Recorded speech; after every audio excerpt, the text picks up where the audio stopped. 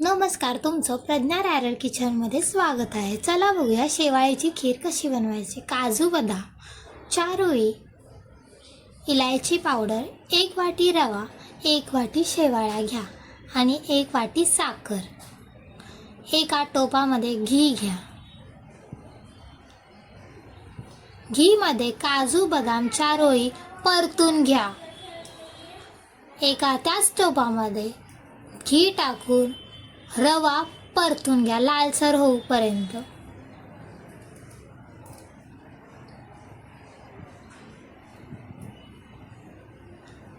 रवा लालसर होत नाही तोपर्यंत परता, कारण की तो खाली जळू शकतो.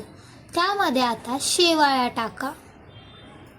शेवाळ्या पण लालसर होऊपर्यंत परता.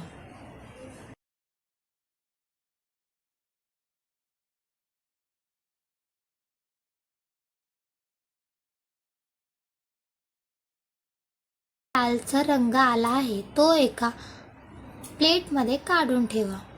एका भांड्यामध्ये दूध टाका. दुधामध्ये 1 वाटी साखर टाका.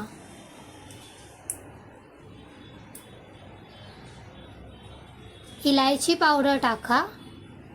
काजू बदाम परतलेले ते टाका आणि रवा शेवाळ्या टाकून घ्या. ते एकजीव करून घ्या. एकजीव करून झाल्यानंतर आपली शेवाळ्या खीर तयार आहे.